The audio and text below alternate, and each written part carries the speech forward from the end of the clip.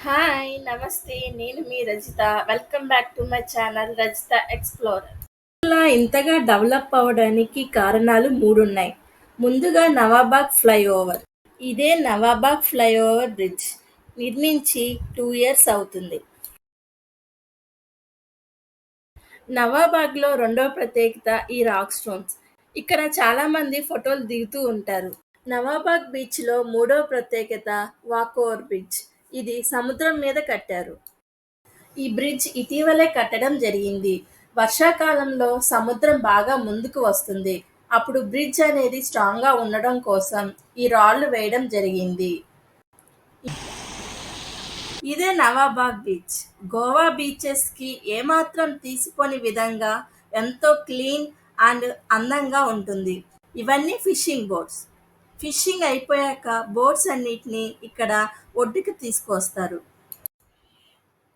చూసారుగా, బోట్స్‌ని ఒడ్డుకి లాగటం చాలా కష్టం.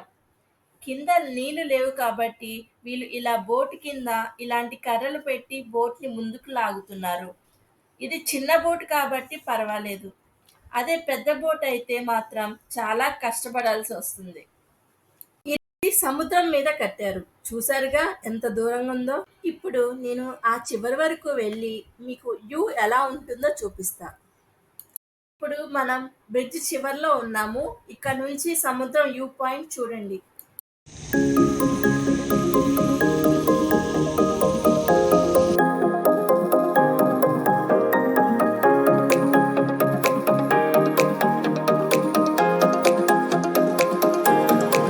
చూసారు కదా, అవన్నీ ఫిషింగ్ బోట్స్. అక్కడ నుంచి బందర్కి లోడ్ అనేది తీసుకెళ్తారు. ఇప్పుడు మనం బందర్ వ్యూ పాయింట్ చూద్దాం రండి.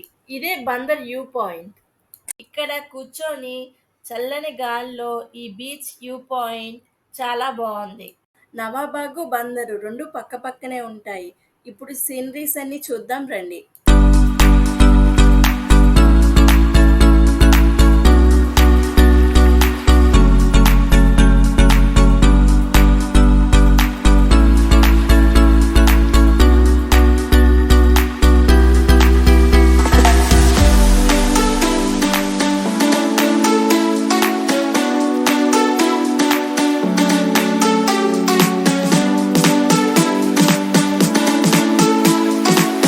ఇది ఉదయం కాబట్టి చాలా ఖాళీగా ఉంది.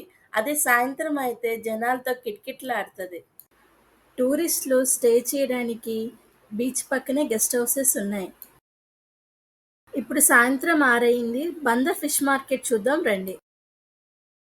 ఉదయం చూసారుగా బందర్ ఎంత ఖాళీగా ఉందో. ఇప్పుడు ఇదే బందర్ సాయంత్రం జనాలతో నిండిపోయింది. ఇది బందర్ ఫిష్ మార్కెట్. మీకు ఇక్కడ రకరకాల చేపలు, రొయ్యలు మరియు పీతలు దొరుకుతాయి. మీకు ఇక్కడ చాలా తక్కువ రేటు మరియు ఎంతో తాజావి దొరుకుతాయి.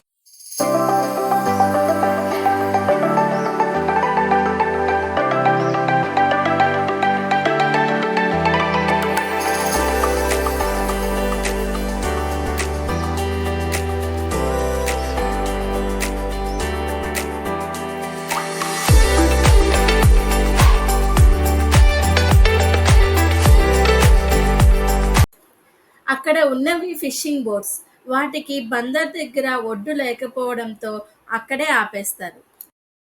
ఇక్కడ ఈ చిన్న తెప్పలతో వీళ్ళు ఆ బోట్స్ దగ్గరికి వెళ్ళి వాళ్ళు పట్టినవన్నీ ట్రేస్తో తీసుకువస్తారు.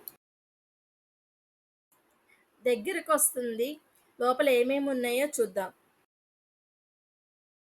వాళ్ళు బోట్స్లో ఉన్నప్పుడే రొయ్యలన్నీ సైజుల వారీగా ట్రేస్లో సపరేట్ చేసుకుంటారు. అలానే చేపలు కూడా దేనికి దానికి సపరేట్గా ట్రేస్లో వేసుకుంటారు.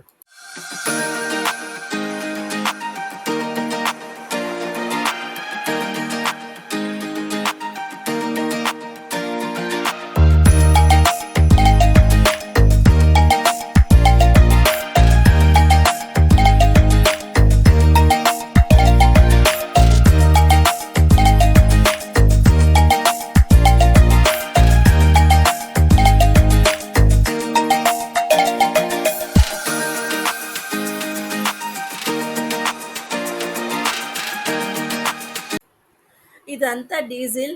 డ్రమ్స్‌లో ఉన్న డీజిల్‌ని టిన్‌లోకి లోడ్ చేసుకొని తెప్పల ద్వారా బోట్స్ దగ్గరికి తీసుకువెళ్తారు. ఇక్కడ చూడండి, చిన్న రొయ్యల నుంచి పెద్ద రొయ్యల వరకు అన్ని రకాలు ఇక్కడ ఉన్నాయి. వీటి రేట్లు ఎలా ఉన్నాయో ఒకసారి కనుక్కుందాం. కిतना కొలంబి? 1 కిలో. 250. ఇవి 250 అంట.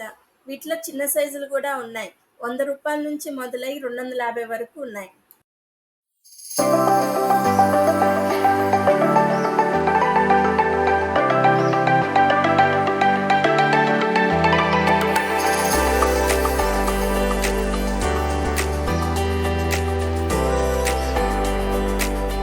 రొయ్యల పచ్చడికని ఈ సైజు రొయ్యలు 2 కేజీలు తీసుకున్నానండి. మీలో ఎంతమంది రొయ్యల పచ్చడి తిన్నారో కింద కామెంట్ సెక్షన్‌లో కామెంట్ చేయండి. ఈ చేపని సుర్మై అంటాము. ఇది ఫ్రైకైనా, పులుసుకైనా మస్తుంటది. మన ఊర్లో దీన్ని వంజరం అంటాము. ఈ చివరివి పాంప్లెట్స్. మనము సందువాల అంటాం. వేడివేడిగా పకోడీలు, బజ్జీలు వేస్తున్నారు. ఇక్కడ spring potatoes, Chinese bale and samosas వేస్తున్నారు.